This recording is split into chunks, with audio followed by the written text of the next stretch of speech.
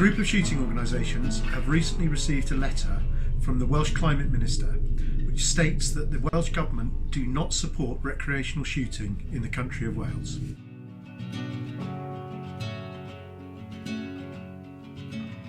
This letter has prompted the National Gamekeepers Organisation to take action and write to the First Minister, Mark Drakeford, asking some pertinent questions that we feel need answering. We've asked Mr Drakeford if he accepts the fact that Welsh families who are employed as gamekeepers, if there is no longer recreational shooting, will have to relocate to other parts of the United Kingdom where they can pursue their careers. Any contribution that has a positive effect on the environment and people's health and well-being also benefits the Welsh economy to in the region of £75 million a year, which is not insignificant.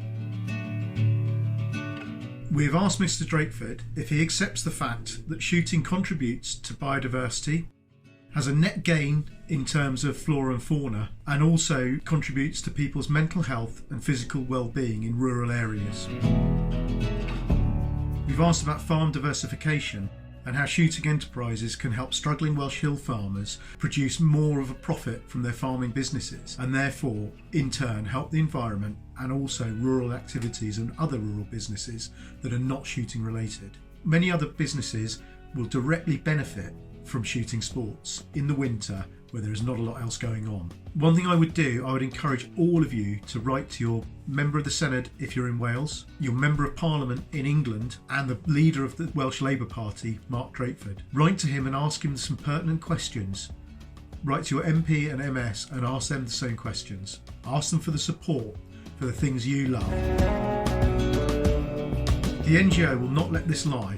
Recreational shooting is a really important part of rural Wales. Gamekeepers are employed to produce that, and gamekeepers are an essential key to everything the Welsh Government wants to do with reducing climate change and biodiversity, as well as protecting iconic species such as the curlew and lapwing. It can't be done without gamekeepers. If recreational shooting were to have to cease in Wales, it's not just wildlife that will be harmed by this. Just think of the work that gamekeepers do in addition to their role on the estate. In times of storms, they'll clear trees from the roads, keeping rural communities open and free.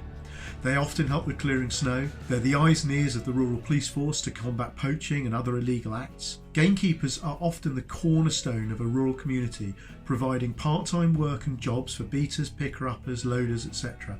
Not to mention the hotels, petrol stations, local shops and catering establishments that all have things to do in the winter. The knock-on effect of losing recreational shooting in a massively rural country like Wales is far greater, and I don't think the Welsh Government have thought their actions through by not supporting this activity. We'd like the Welsh Government to consider their position on this, to rethink it and have an open dialogue with us. Our estate gates are always open.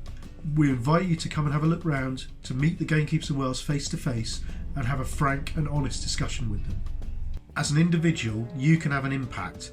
You can write a letter, you can make your views known. The National Gamekeepers Organisation are going to continue to fight to save recreational shooting in Wales. And let's not forget, we're not just talking about driven game shooting here. We're talking about recreational wildfowling, deer stalking, rough shooting, and all the other associated sports that go with it. All of these are a cornerstone of many Welsh rural communities, and the Welsh Labour Government are looking to stop this dead in its tracks.